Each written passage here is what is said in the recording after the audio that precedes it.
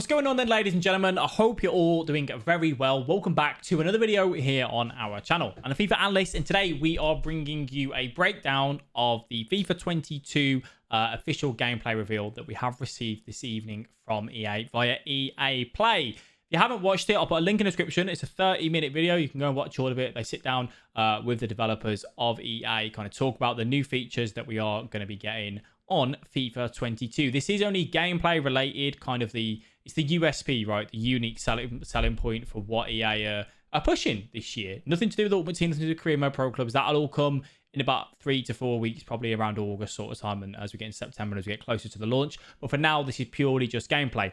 I've broken down the points that I want to go through and talk to you about, which are all the major points. We're going to listen to what they have to say and then give you my opinion on it. If you enjoyed the video, please do leave a like, subscribe to the channel if you are new. We do stream over on twitch.tv/FIFA Analyst pretty much every single day. So come on over, say hello, let me know your thoughts, and let me know what you think down below in the comment section to the information that we've been given from EA today. Are you excited for FIFA 22? Let me know down below.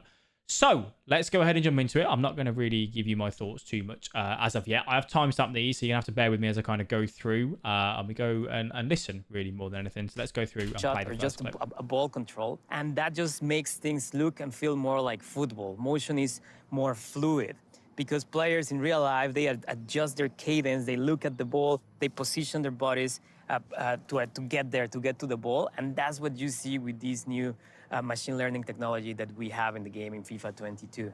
Can you tell me a bit more about this match, this 11v11 match? Because I think we've all seen, or FIFA fans will have seen videos of players doing motion capture in those suits with the little white dots on them. But this was a full game of football with all 22 players wearing these suits, right?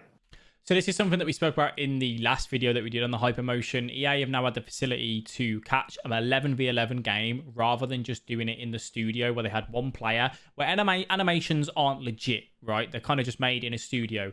With these new suits, they managed to capture an 11v11 game, which hopefully comes to show off as realistic movement.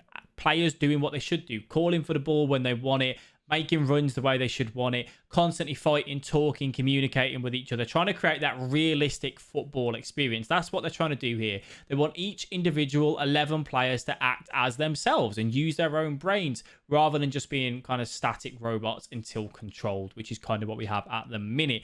Now, this wasn't something that, caught my eye because we spoke about this, obviously, last week when this kind of got announced with the new Hypermotion. They are talking about the new animations with players calling for the ball, come short, I'm at the back stick, whatever the call may be. They're on about all these new animations that are coming in from that, along with some more, which we're going to talk about in just a second. So moving on to the next one that I wanted to look at. Obviously, if you guys want to watch all of this in your own, as I said, link is going to be down below. Each of these players can have up to 6 times more decisions per second than ever before. So now the attacking runs are much more intelligent, and also the build-up play and the chance creation, the players make much more supported runs, which improves the level of tactics. Also, the defense.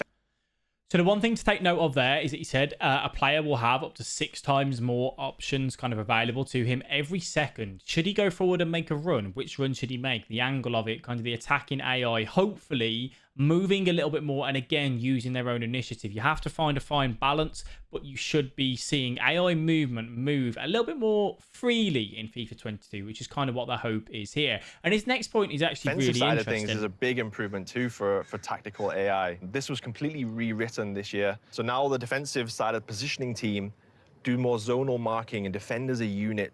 It looks like a real game when you're watching it on TV. Like, teams nowadays play very tactical, very structured formation. So we wanted to get that feeling across into FIFA 22.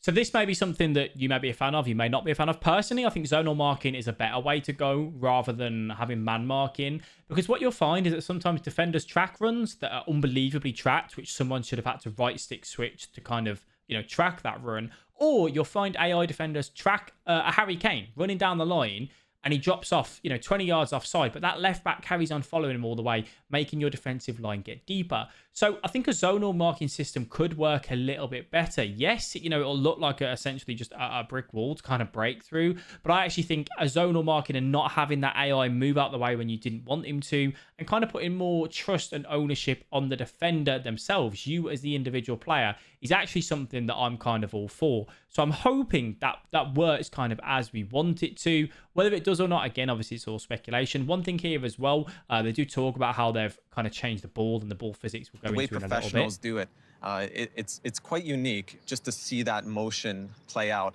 and follow the ball as it's flying through the air. So these kind of moments in the game really make the game, they make it feel more football because you have the professional players actually doing these actions in a match.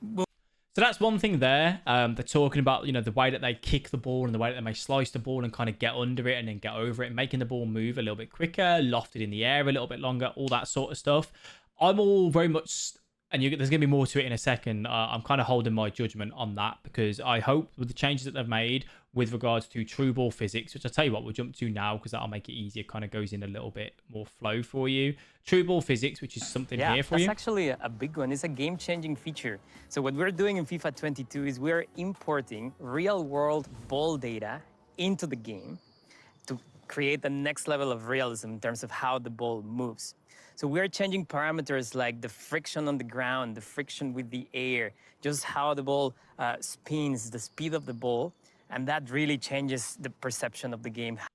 This caught me because I thought this would be in the game already, but maybe that's why the ball doesn't move that quick. If what they're saying there, and they have took real life data, the ball should move a lot quicker, which hopefully translate into a more attacking, well, not necessarily more attacking, but more of a free-flowing game. If you can move the ball quicker than the opponent can kind of run to get back and track that run, that can obviously be a massive benefit for you, you know, to move the ball around, have that kind of quick speed, that how the tempo. ball moves is a lot more authentic, and you notice that right away. For example, if you do a pass, a love pass to switch the field, the hang time of the ball is now more obvious and really so satisfying to do one of those love passes across the field. So again, to put it in context, you do the pass, you see a brand new animation from the mock-up 11 versus 11 that we did, then the ball flies in a completely different way that is more authentic.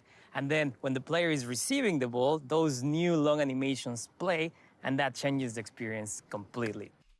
Next one that I'm excited about. I want to see a little bit more on it. It's a tactics change. So we are going to be getting a tactics change on FIFA 22. I'll let this play out before I comment. Depending on whereabouts on the pitch you are, right, Sean? Yeah, of course. Yeah, you kind of nailed it with that one. In the attacking tactics, you can set your tactics in both chance creation and build-up play, which in other words means that if you have the ball in your defensive half of the pitch, you can set your tactics to play one way, possession football, for example, but then when you play on the attacking side of the pitch, you can change to completely different tactics. So gives the user and everyone more control to adjust your tactics and customize how you want to play. This is a very important feature, especially for those that play competitively, because you get more control. You can, as you said, pick your tactics differently, and it's going to be an important one.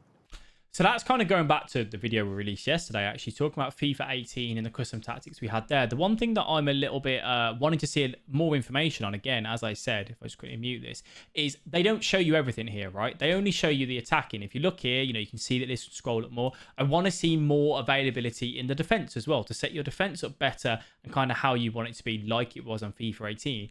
This here makes sense. So what this is saying is that when you build up, you can tell your players to be slow, coming out of your half, getting into the midfield. And then when you kind of get into that more attacking phase of your, you know, build up, let's have our chance creation to be direct. Let's look for quick 1-2s. Let's be quick. Let's actually be possession, whatever it may be, which I'm actually really all for. So I'm happy to see some form of change on custom tactics. I just hope there's more to it in the defensive side as well, which I really would hope, given that they've changed something in the attacking as well. So moving on to the next one, which is going to be the multi-touch animations.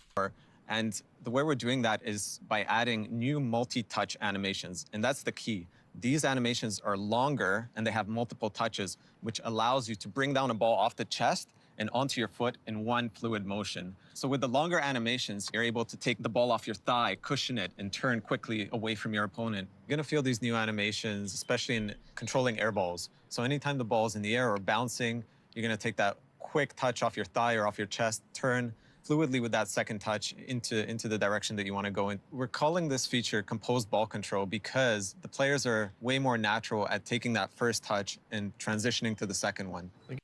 Again, I'm all for this.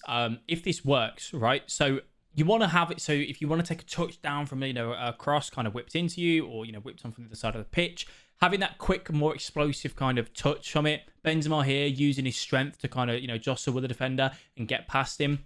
I'm absolutely all for that. Again, if that works kind of as we should want it to be. Moving on to the next one, which is going to be the Hypermotion Technology, which we've kind of obviously heard a little bit about. And this is where it starts to get interesting, actually. We actually noticed the players are communicating all the time. I'm saying, man on, go here. I'm offering support. All these things that professionals do all the time, every second during a game, communicating, talking. So there's a lot of new behaviors that we've added. Players just gesturing to each other, saying like, hey, I was free for a pass. Why didn't you pass it to me? Or look, I'm going to go into this space. Pass it to me there. Or look, watch out who's behind you. These are just some examples of the behaviors that we're adding to the game. And some of them are super subtle. You may not pick them up, but you're going to get this general sense that players are more alive. You know where you're going to notice the most? During set pieces. Like you have a goal kick, you have a throw, and players are talking, communicating, asking for the ball.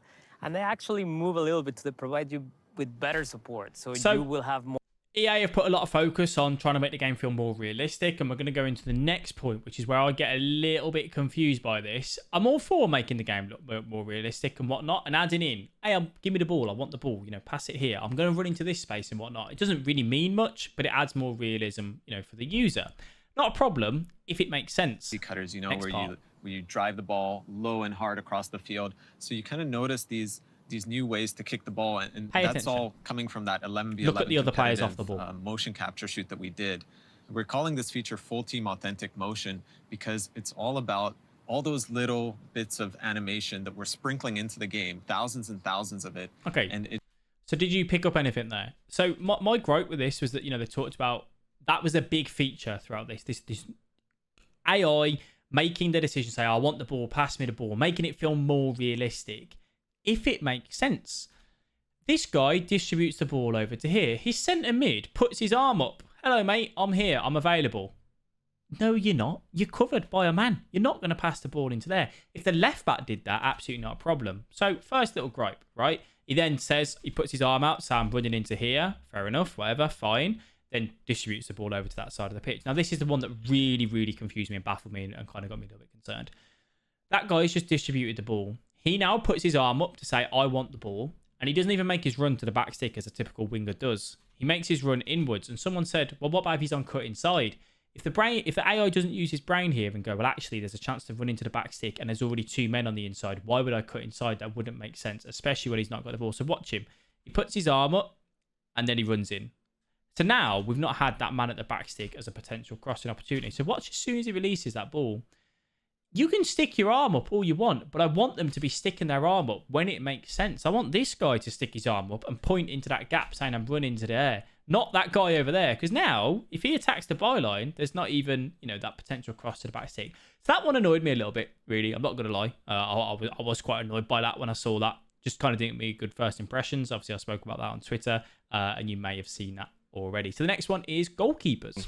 Unlocks much more reliable saves for the goalkeeper, as well as making smarter decisions in vital moments in the game. Maybe because it's Werner. To be honest, that was the first thing I noticed when playing FIFA 22. It was like, I was playing, I was like, okay, I understand, this is cool, but when the ball went to the goalkeeper, he did a completely new animation. It just stood out because I'm so used to, as a core player, I'm so used to the regular animations until FIFA 21, and then the first time he came out, I was like, wait, what's he doing? It was really stood out. That's cool. Of course, for the animations. So goalkeeper animations, I can see they've changed from that. Those sort of animations that we've had.